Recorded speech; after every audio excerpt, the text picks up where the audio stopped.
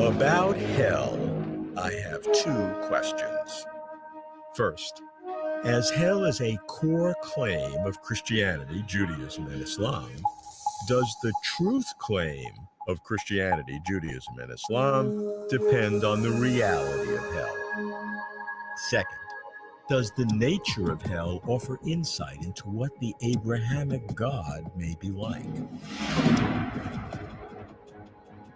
Many believers today seem embarrassed to talk about hell. What kind of God would create hell? Eternal punishment seems, well, absurd as well as terrifying. A subpar performance by an all-good, merciful God. Does hell reveal God? I'm Robert Lawrence Kuhn, and Closer to Truth is my journey to find out.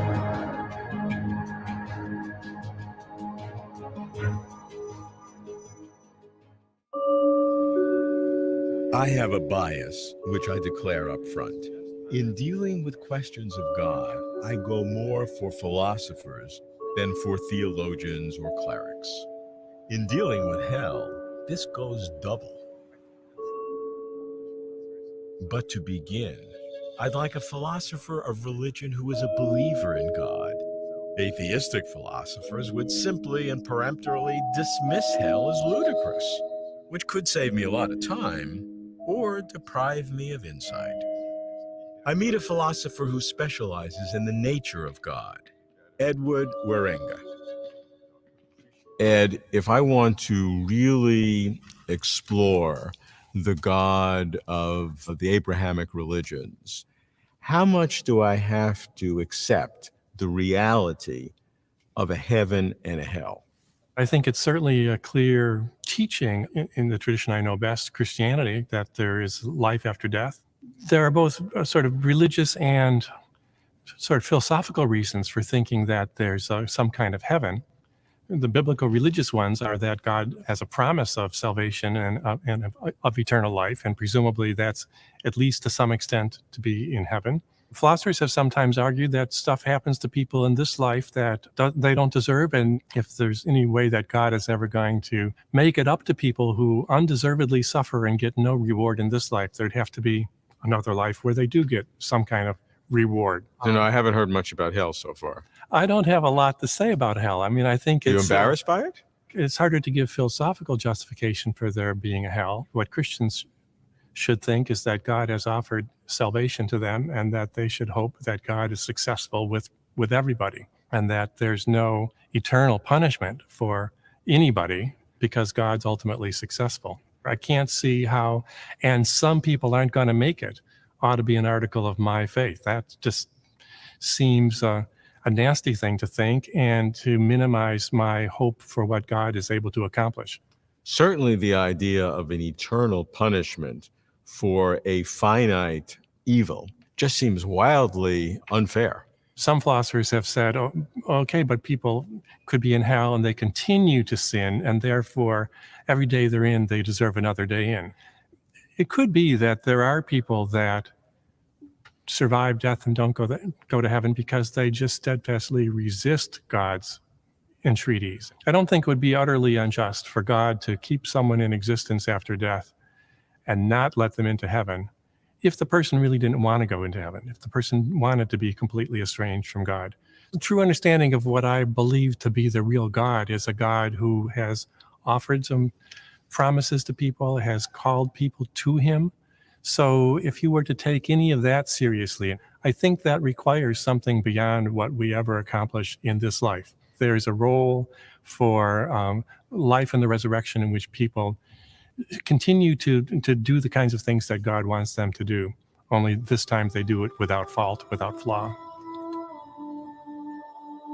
Heaven is a reward, a promise of God, and hell is recompense for the evil of life. A nice parallelism, at least at first. But hell, as Ed hesitates, is harder. Infinite punishment for finite sin seems wildly excessive, revengeful, even sadistic, not fair and just. Hell is a test of God, to see if there really is this kind of God. And hell can't be hidden. It's right there, front and center in almost all the major religions. You have to deal with it. How to deal with hell? I go to Oxford, England, to meet a leading analytic philosopher of religion, Richard Swinburne. Richard, I know, will not avoid the problems of hell. Richard, how can we understand in our modern life the traditional concepts of heaven and hell? Well, in the course of our lives, we make ourselves certain sorts of persons.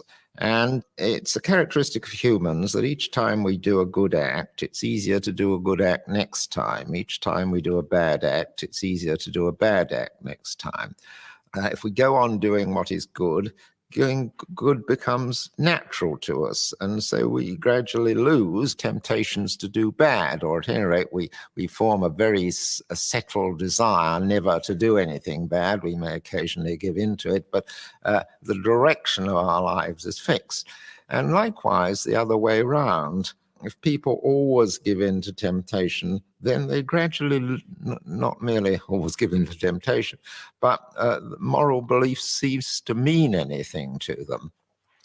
So at the end of life, some of us become naturally good, some of us lose our sense of morality, and many of us, of course, are still in the middle. What will a good God do with such people? Well, obviously, if they formed a desire to do good, they're worth keeping alive and worth giving an opportunity to go on doing lots of good acts. What would God do with somebody who had formed a naturally evil attitude to life? Well, he could, of course, destroy them, but one thing he certainly wouldn't do is allow them an opportunity to go on doing lots of evil for eternity. There's a reason of allowing people to have free choice between good and evil for a temporary period while they form their character, but once their character is formed, there really is no reason for letting a person who has chosen to do evil go on doing evil. So such people will want to hurt other people, but God will deprive them of the opportunity to do so, and so inevitably they are going to be in a distressed situation. Of course, you could say, well, God could give them another chance, start them again, but they have, over the course of their lives, sort of decided to become a certain sort of person, and to force a character on a person is not right. So if God is to keep them alive, they will be in an unhappy situation, and the good people, because they want to do good, will be in a happy situation. And that, I think, is part of what heaven and hell is. It's not so much a place, though, of course, it will be a place, because if they're embodied people, there must be a place where they are. And being embodied gives us a public presence. That's not to say, despite what I said earlier, necessarily that anybody does go to hell, but it rather looks as if some people are heading that way. It's not a Christian doctrine that anybody is in hell, but it certainly is a Christian doctrine that there is that possibility open to people if they choose. I think that the greatest choice that God could give to human beings is the choice of the sort of being they are to be. And if they'd have a really a significant choice, they must be allowed to choose to become, not merely on an individual time to do a good or bad action, but become a good or bad sort of person. And that carries with it the views of heaven and hell. To Richard, heaven and hell are real. And although they are places in the sense that embodied persons need places, heaven and hell are more states of being than locations. Richard crafts a coherent and internally consistent structure. God gives humans real choice. We have true independence to make our own decisions. We have true responsibility to develop our own characters. I've lived on the beach most of my life. The connection Charlie and I have is making me take this risk of moving to the mountains. I really need someone who wants to live off grid. I just saw a rattlesnake, and I'm not into it. I've never lived miles from civilization. Oh my God. I cannot go to the bathroom right next to the fridge.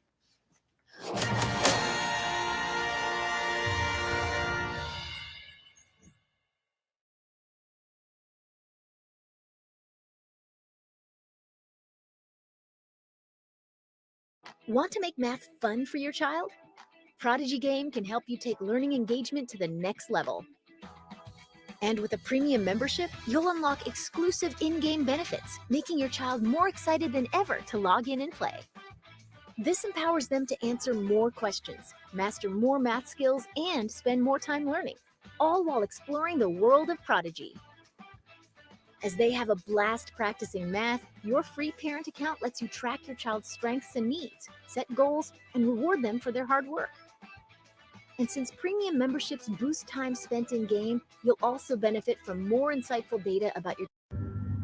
But I still cannot get over hell's punitive permanence, the hammer of finality on the anvil of eternity. An easy answer, or rationalization, is that hell is more metaphor of mind than fact of substance. Key is the theology. In Oxford, I meet a leading Baptist theologian, professor of systematic theology, Paul Fittis. Heaven and hell are certainly real, but they're real not as places, but as states of being or states of relationship. God makes room within God's self for the whole of created reality to dwell. Talk about heaven is trying to understand that engagement beyond the bounds of death and beyond the bounds of history. So it's a continuity of that engagement but with a new intensity and new possibilities. We can only speak of this in terms of image and metaphor because this is something completely new. And analogously, we would have the same thing with hell. Well, God is humble enough to allow what God has created to resist the purpose and the love of God. And God bears that pain within God's self. So people are in their life in hell if they are resisting the love of God. The question is there a state of being, call it what you will, that continues our conscious life in a heaven and a hell? There is certainly a heaven in that there is a Christian's hope for an even closer engagement with the love and the life of God than they know in this life. The question is, do people remain in a state of isolation from God by their own choice? The Christian hope is that they will not. It's not a dogmatic certainty because God has given radical freedom to creation to be itself, but it is a hope that all created beings will be reconciled with God. So are we assuming in this analysis that, number one, there is a conscious life after death, and number two, that that conscious life has an independent personality to it, and number three, that there are categorizations of that afterlife that would be to one degree or another closer to God or further from God? First of all, the Christian view has not been that there is some kind of immortal soul which is completely separate from the body, which somehow floats out of the body and goes on existing on its own. The Christian hope has been for resurrection. That is, that God recreates the whole person, something like a body in which we have communication with others and in which we are related to the whole physical cosmos. And in that resurrected body, there will be an independent personal intelligence. So I will remember that I am me. Yes, with an individual identity remaining, but in a whole new sphere of relationships. And this is partly what the symbol of the resurrection of the body is saying. So what will we do in the afterlife? If you and I are there, we're going to have the same conversation. I hope so. We'll know a little more. If we are recreated as persons, persons are always on a journey. They are growing and developing in their relation with others and in relation to the whole world around them. And therefore, we have to think in terms of growth, development, adventure. Heaven and hell are not equivalent ideas, because heaven is about God's purpose for creation. Hell is what human beings do in resisting this purpose and love of God. And our hope is that no one will be left in that state. Paul's heaven of relationships, growth, development, adventure, and creativity sounds pretty good, irrespective of whether it's real. Paul's hell, however, sounds eviscerated, gutted of the stark and dreadful literalism that Christian tradition asserts. What's the real hell of the Christian God? There's no backing away from this awkward question. Because to know hell is to know God. If God created hell, hell reflects the character of its creator. I should get different perspectives, broaden the inquiry. Some say that direct doctrinal lineage to the original church comes through the Eastern Orthodox Church. I visit an Eastern Orthodox priest and theologian, Dean of St. Vladimir's Orthodox Theological Seminary, John Beer. Heaven and hell is as real as God himself is. And the question really comes down to how are you going to respond to God? The only absolute certainty in our life is that we're going to die. Agree there. Absolutely, there's no way around that one. We start on bedrock together. Okay, and so in a very real sense, the only question we each have to address is, how am I going to die?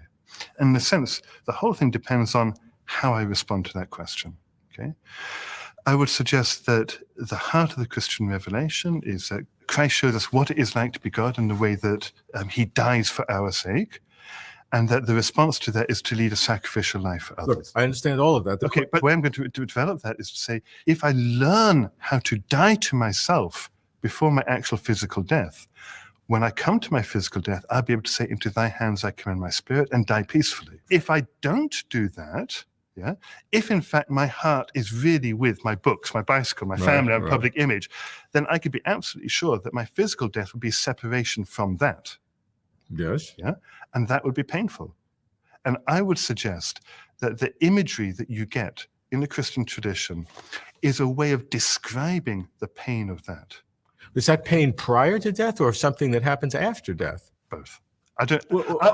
I can follow you up until death. It's either psychology or reality. I want to know what's happening afterwards. We got to deal with this. Nobody's been there and come back to tell us. Okay. So we can't. Wait a minute. The Christian revelation claims to be able to tell us. I want to know if you believe that or not. That's all. The Christian revelation is that Christ is the image of God, and we conform ourselves to him if we want to be like that. Okay. Okay. So there's a lot of other things too. And the determining moment of that is our physical death. Okay. And am I going to say, into thy hands I commend my spirit? Or am I going to say, no, give me more time. I want to enjoy my bicycle more. I'm going to take, I like my bicycle. I want more time. I hit death. So it's going to be painful. The death is going to be painful. What happens to me afterwards? You're going to live with that pain. No, I'm already dead. You're going to continue with that pain. I'm going to continue. Am I going to have a conscious life? I would say yes. And I'd have a conscious life and I maintain that pain. I'd be alive forever with the pain of not having my bicycle. How that pain then works, we can't answer. Now, there will be Christian standard ages who will say, use the image of purgatory. Yeah. That pain is purgative in order to allow you to detach yourself from what you had held on to. Right. So I'd have a period of time to get rid of my bicycle and maybe to get rid of your attachment to your bicycle, whatever. Right. Yeah. The difficulty, of course, is that we habituate ourselves, and our habits become almost like second nature. Even in afterlife. Yeah, absolutely. Right. These habits are not, and I think that's why you get the image of burning, to burn away these habits. So I'll be there for a while. I'm not going to answer for you. The question is how we're going to respond. And if we respond in a particular way now, we learn to overcome all of these things in order to be able to enter into the kingdom of heaven. To thy hands I commend my spirit.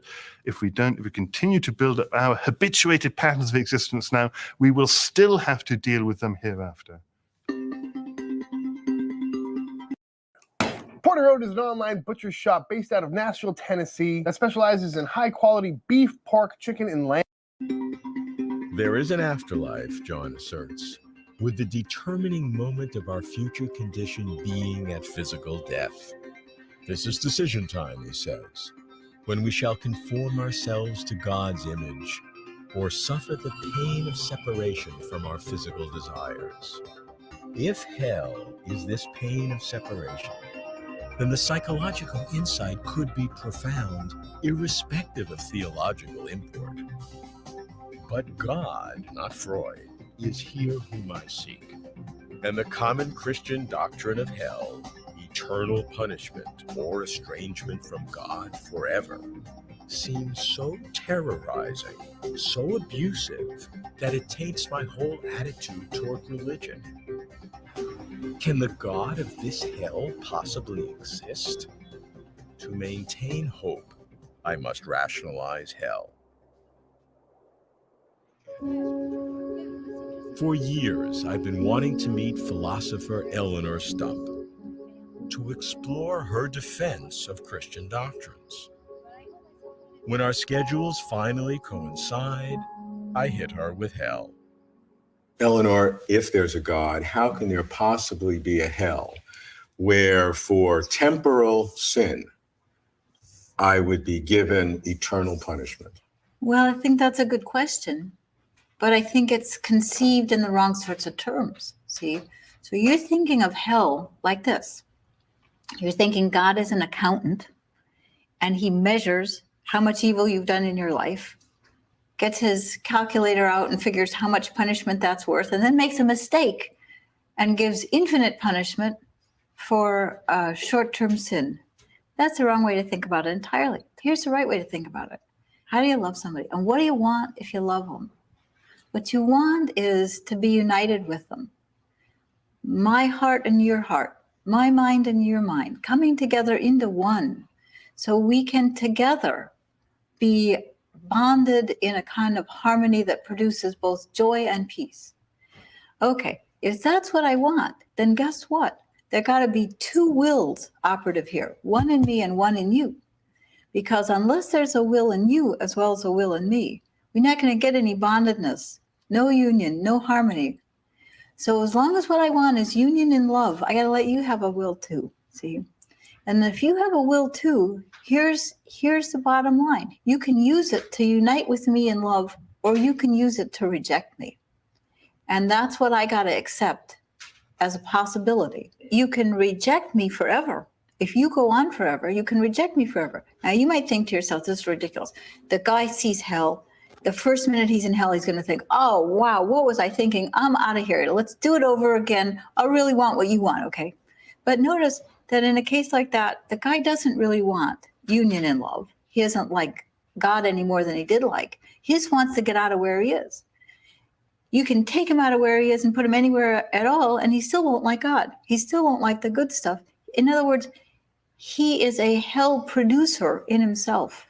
So hell in the old tradition isn't God's torture chamber.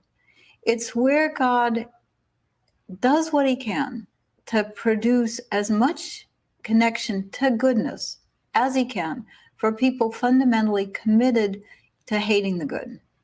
That's the idea. So for your will and my will to have a friendship, I understand that. Yeah. But how can you equate God, if there is a God, with any individual? It's such an imbalance of power. It is such, absolutely so asymmetrical. It is it's very unfair what you've just said. It is absolutely an imbalance of power. Absolutely. And so God has got to proceed very carefully. So one thing you can say is, look, maybe what God should have done, empty hell, is right in the starry skies of heaven. Hey, I'm God. I'm here. Think about it. But then we'd have exactly what you're worried about.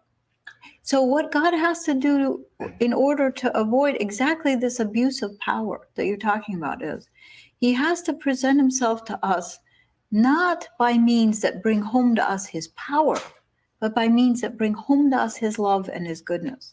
for any of the individuals who wind up in hell in whatever period of time, is there ever any chance that any of them will legitimately come out of that? It turns out that's a more complicated question than you'd think. C.S. Lewis has an idea.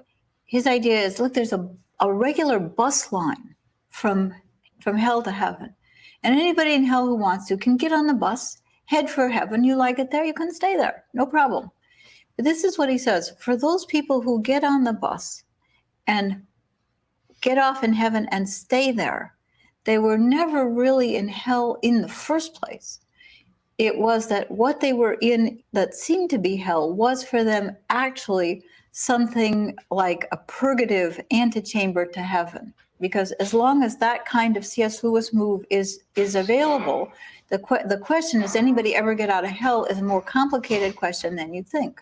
Okay. For what really, really counts as hell, does anybody ever get out? The monotheistic tradition I know unanimously answers no to that question. Nobody who's ever really in hell ever gets out. So since that's a communal view, I want to tread carefully. If the community turned out to be wrong on that score, and there was a bus line from hell to heaven. One way. One way, yeah, just one way. Who cares? What would that really change? Oh, I'd lie. If you think hell sounds archaic, a primitive, embarrassing idea, you have no business fooling around with any of the religions that come from Abraham. Hell is central to Christianity, certainly to Islam, less so to Judaism. There is a clear line of religious logic from God to human purpose to an afterlife to the real existence of some kind of hell. If hell is of the traditional kind, eternal punishment, pain, and separation forever, I doubt such a God. I'd like God to exist. So here's my hope for hell. A hell of never-ending opportunity, a state of being, a sort of place, but ultimately a place with no residence. But hope is not belief, and belief is not fact. In exploring God, examining hell takes us closer to truth.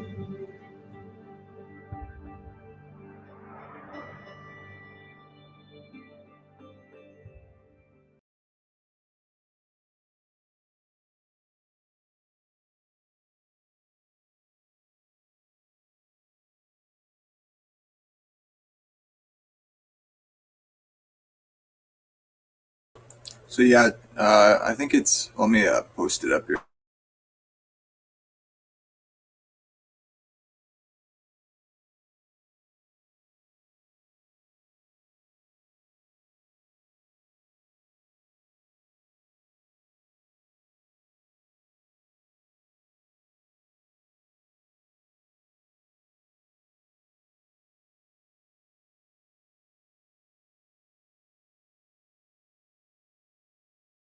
Unfortunately, with the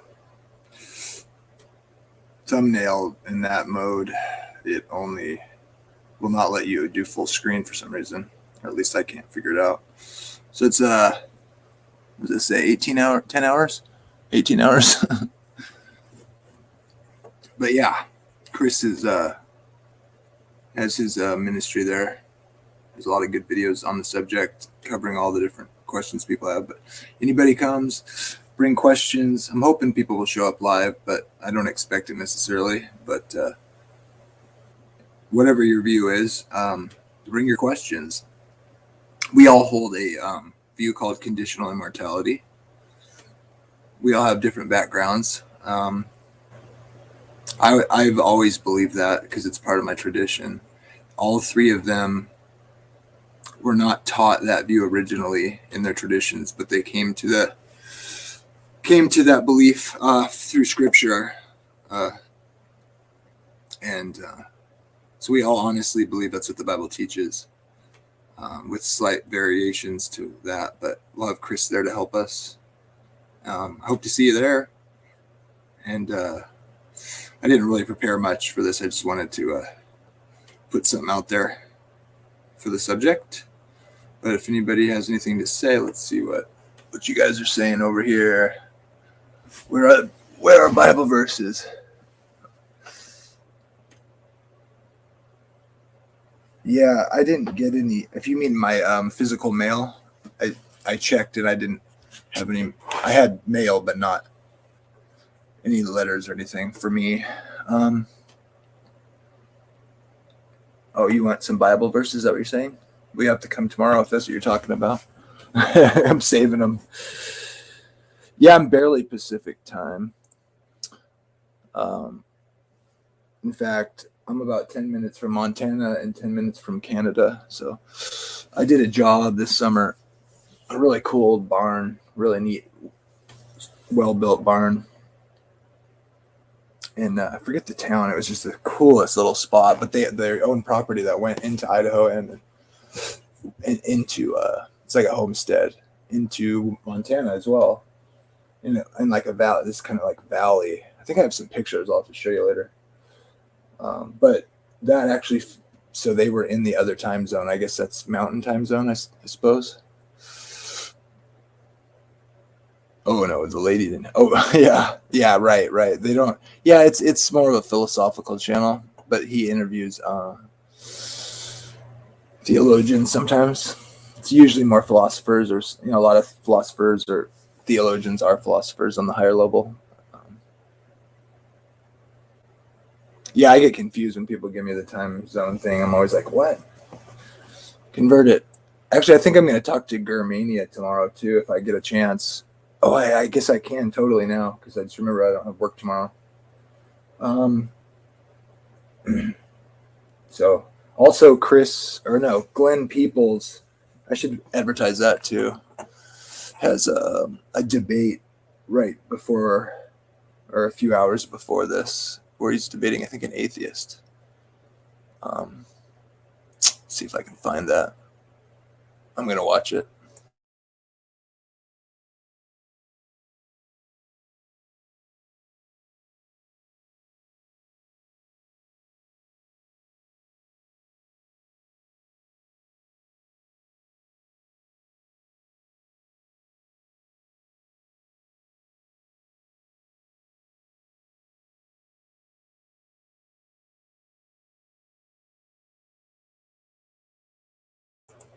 Okay, let's see here. Found it. See if I can post it up. So I'm going to watch this too before.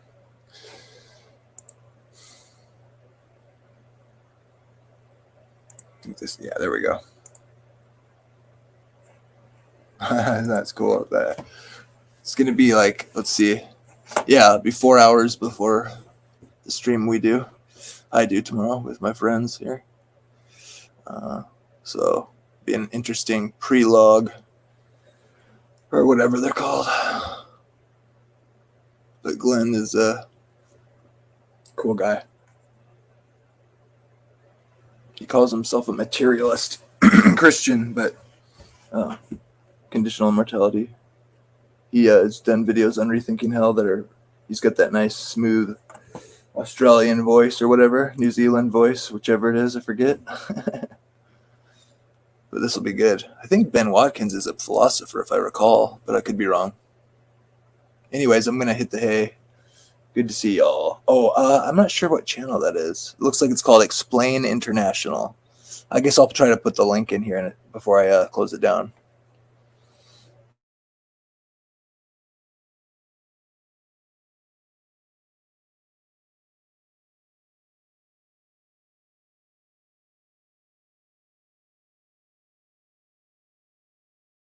So yeah, I'm going to put the link to this channel and this, so you can set a reminder on this one too if you're interested, which I haven't done either. So yeah, I'll go ahead and do that now. There we go. Do that. All right, let me put it in before I close it down.